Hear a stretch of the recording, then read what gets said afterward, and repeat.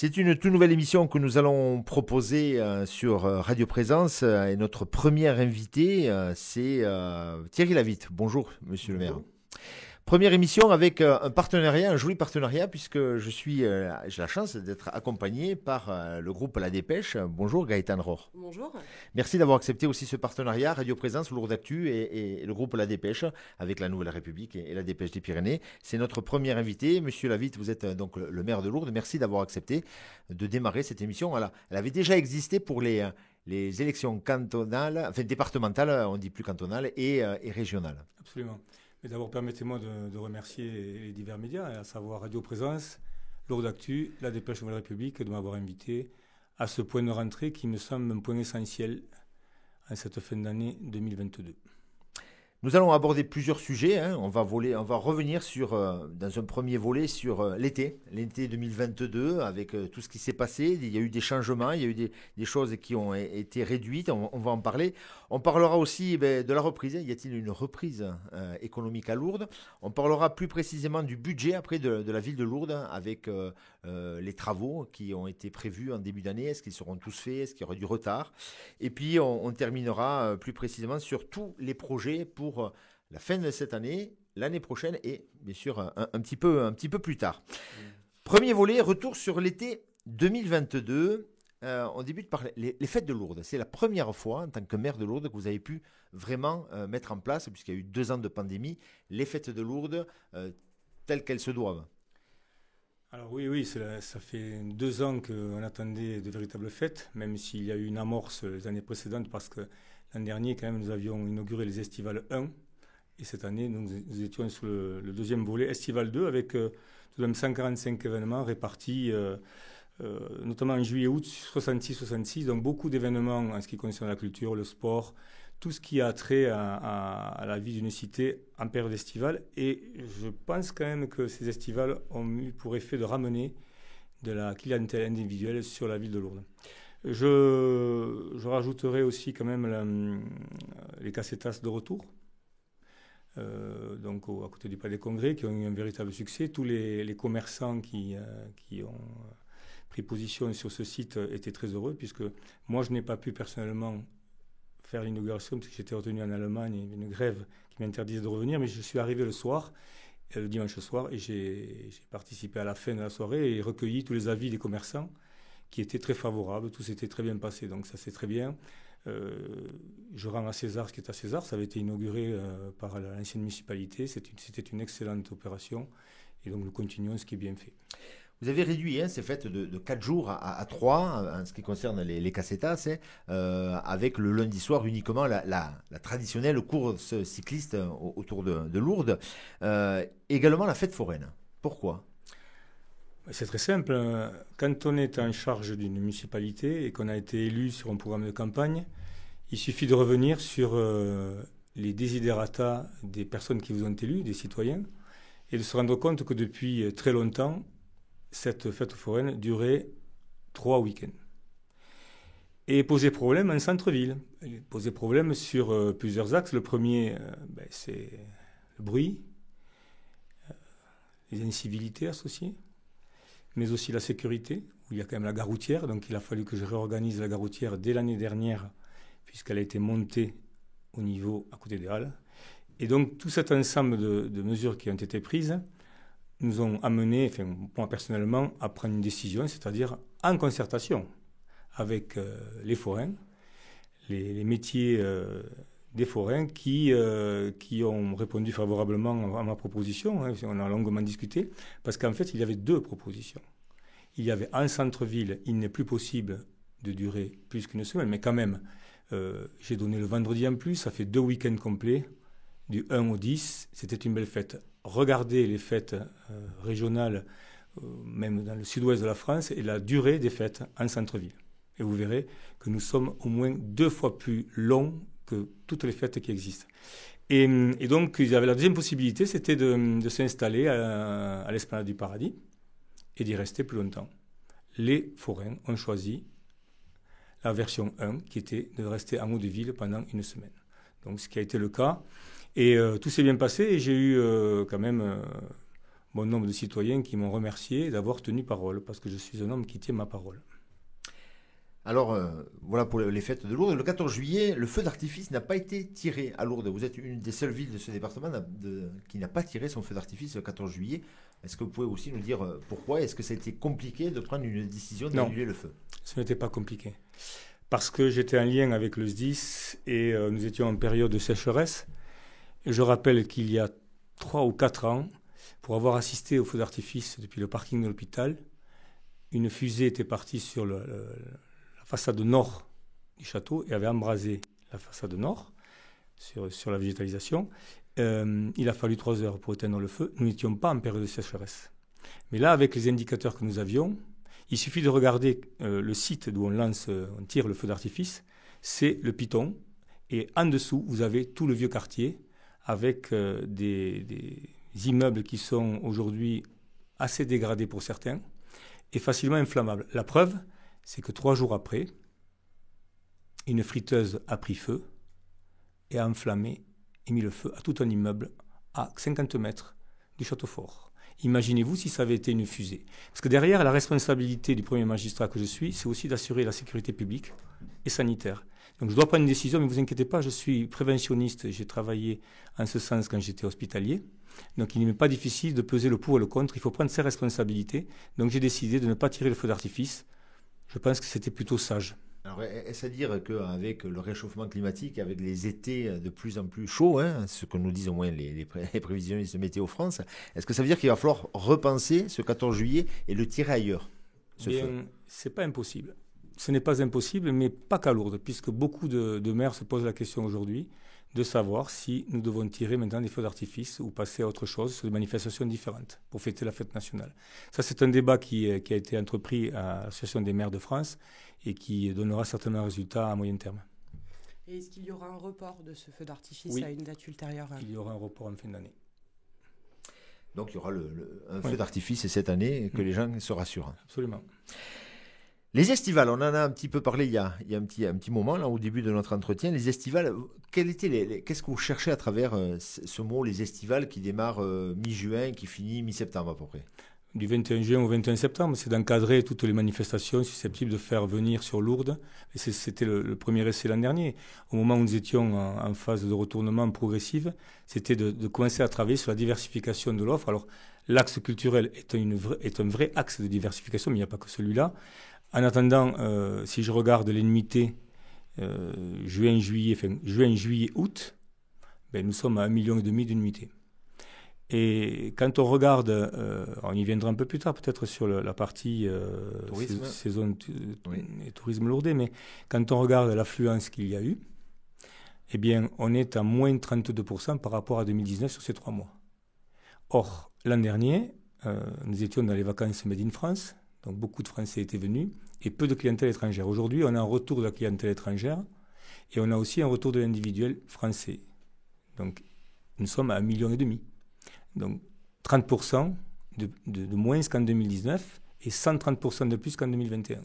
Ça veut dire qu'il y a bien un effet quelque part de tout ce qui est proposé, et ce n'est pas fini, parce que, c'est un peu tôt encore pour le dire, mais je vais lancer un autre événement annuel.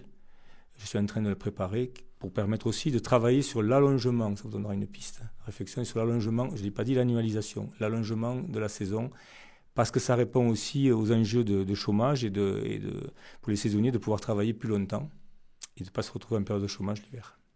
On va continuer avec ces estivales. Un concert en 2021 à l'espace Robert Hossein, un concert en 2022 avec Eddy de Pretto. Est-ce que c'est quelque chose que vous allez graver dans le marbre, c'est-à-dire chaque année proposer un concert avec une vedette?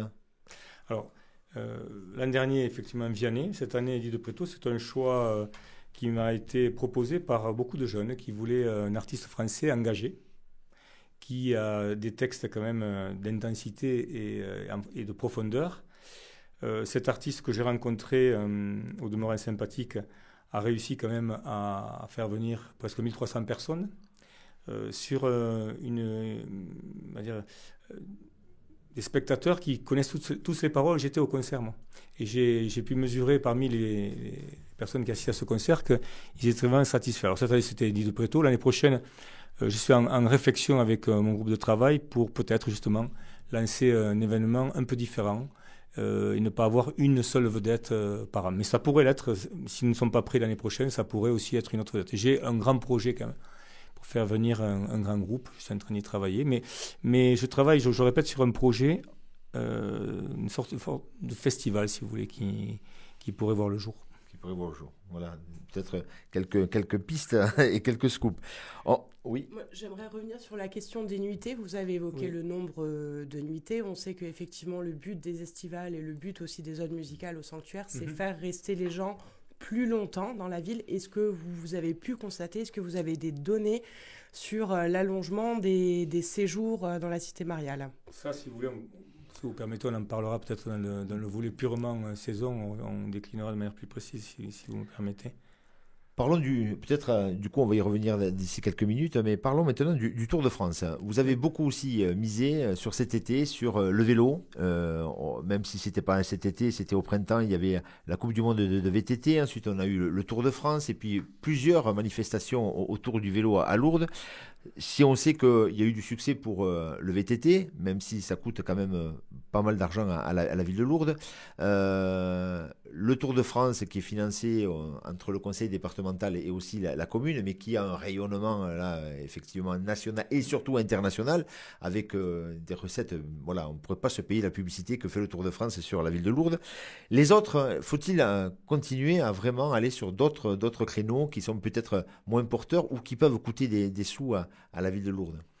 Je vous remercie de venir sur cette thématique du vélo parce que on parlait tout à l'heure de l'axe de diversification de l'offre lourdaise qui évidemment entraîne une diversification de l'économie sur laquelle il faut s'appuyer puisque je le rappelle quand même, nous avons vécu une crise inédite parce que nous étions sur un modèle économique monosegmenté. Certes, le fait de Lourdes va continuer à vivre, on est bien d'accord.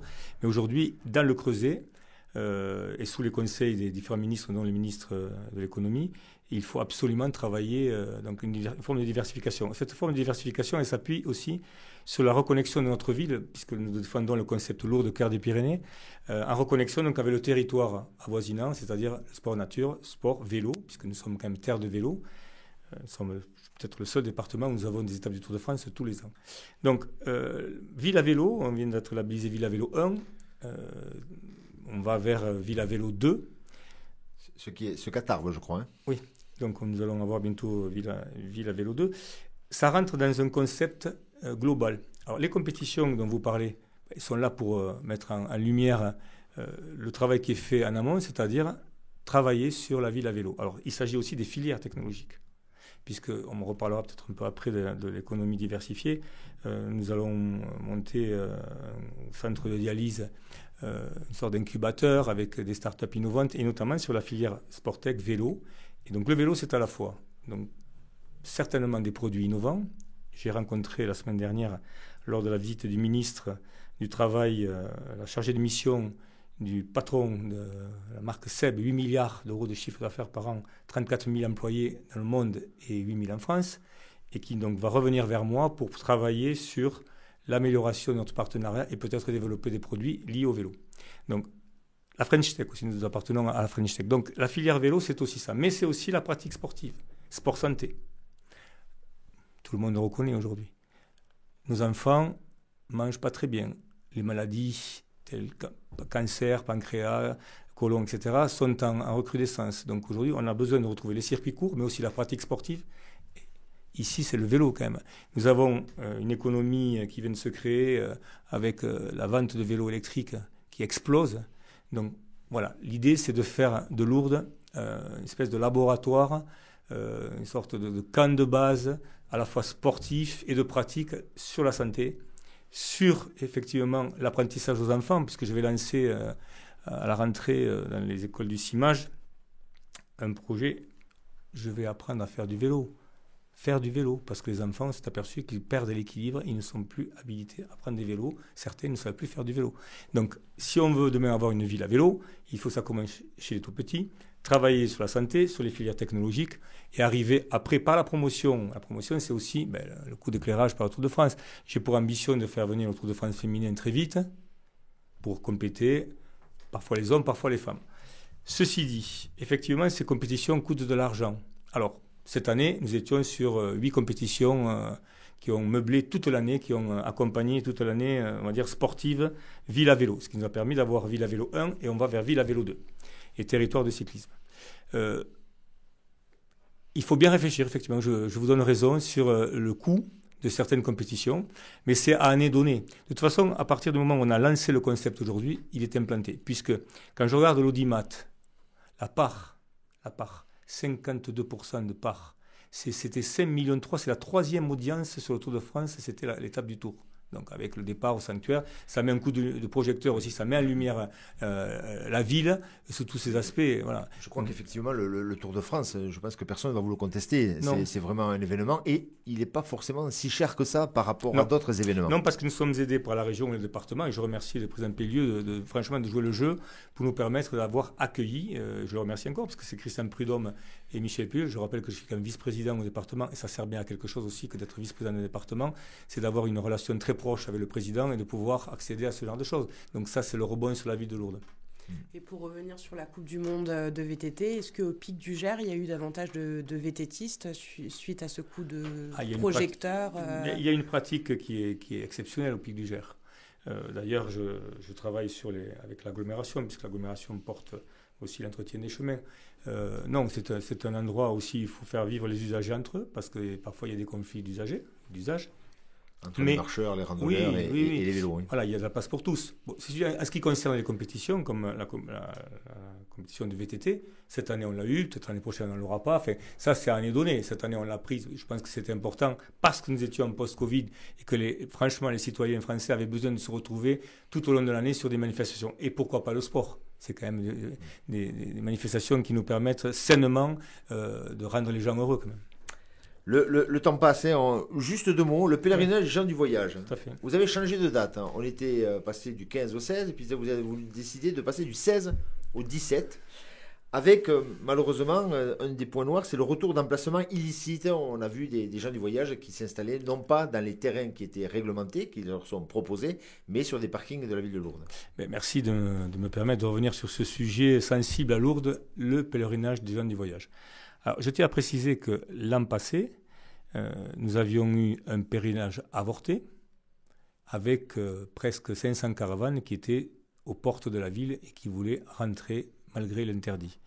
J'ai réussi à négocier à ce moment-là avec les chefs des grandes familles et ça m'a permis de créer une vraie relation de partenariat, de confiance avec eux. Et c'est là que je leur ai dit qu'à partir de l'année prochaine, il était utile de n'arriver qu'un jour après. Pourquoi ? Quand on a vu la réussite du pèlerinage national cette année, le lundi, c'était 80 000 personnes qui sont rentrées, sorties au sanctuaire, aux alentours du sanctuaire. Donc l'idée, c'était de faire terminer le pèlerinage national dans les meilleures conditions, d'avoir une phase tampon et de permettre à celui des gens du voyage d'arriver. Alors ça n'a pas été simple, parce que ce n'est pas simple de changer les habitudes. En attendant, j'avais fixé le 17. Et c'est moi qui les ai installés avec les forces de police dans tous les terrains d'accueil un par un. Et nous avons aussi réduit en fin de pèlerinage d'un jour, c'est-à-dire le 24 au soir, c'était terminé. Il restait quelques caravanes le lendemain matin. Alors oui, vous me dites qu'il y a eu un point noir, forcément.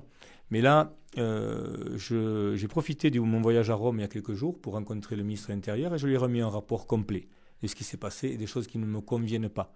Et notamment du manque de réactivité de l'État quand il a fallu que moi, qui étais face à des personnes qui ne voulaient pas bouger, j'ai dû aller trouver des places ailleurs. C'est moi qui suis allé.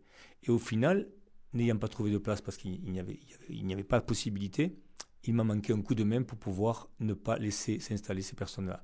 Donc, pour ce faire, j'en ai parlé au ministre de l'Intérieur en personne et je dois monter le voir bientôt pour que ça ne se reproduise pas l'année prochaine. Figurez-vous que j'ai passé une semaine au milieu des terrains d'accueil. Toute la semaine, j'étais allé voir les familles et ça s'est très bien passé avec moi. Seulement, à l'installation, c'est toujours là qu'il y a parfois un petit problème. Donc, nous allons le régler avec le ministre en direct. On termine sur ce premier volet avec la rentrée scolaire. Vous êtes le maire de Lourdes, mais vous êtes également le président du CIMAGE, ce syndicat qui gère les écoles primaires de la ville et plus largement, on va dire, du pays de Lourdes. Oui. Comment s'est passée cette rentrée en 2 mots, puisque le temps passe très vite. En 2 mots, j'ai passé ma journée donc, avec la première adjointe, Mme Mazurek, chargée des écoles au CIMAGE. Et nous avons visité toutes les écoles. Nous avons vu des parents heureux, des enfants heureux, parce que ce n'était pas la même rentrée que l'année 2021 avec la crise Covid et les mesures associées. Donc les enfants étaient contents. Je me félicite, et toute l'équipe du CIMAGE, d'avoir lutté pour pouvoir faire réouvrir la classe de l'école maternelle de Landaré, puisque le directeur académique a ouvert un poste. Ce n'est pas un poste de stagiaire, c'est un poste de titulaire qu'il a ouvert. Nous avons le même nombre d'enfants que l'an dernier, soit de mémoire 1078 inscrits à aujourd'hui. Et nous avons en plus 54 enfants ukrainiens qui complètent ces effectifs. Donc, je voudrais aussi dire un petit mot sur ces enfants ukrainiens. La République leur a ouvert les portes. Donc, l'école française est là pour les aider sur 3 écoles. Le directeur académique a embauché une professeure des écoles ukrainiennes à Honoré-aux-Hommes pour accompagner ces populations. Et finalement, nous avons des effectifs nécessaires et suffisants dans une péréquation territoriale qui est assurée. Donc tout va bien. Je répète qu'il y a 2 ans, quand nous avons pris les commandes de la mairie et du CIMAGE, une classe était fermée à l'OFIT, elle a été réouverte après un long combat. Et cette année, le DAZEN a ouvert une classe à Landaré. Donc pour l'instant, satisfaisons-nous du moment présent.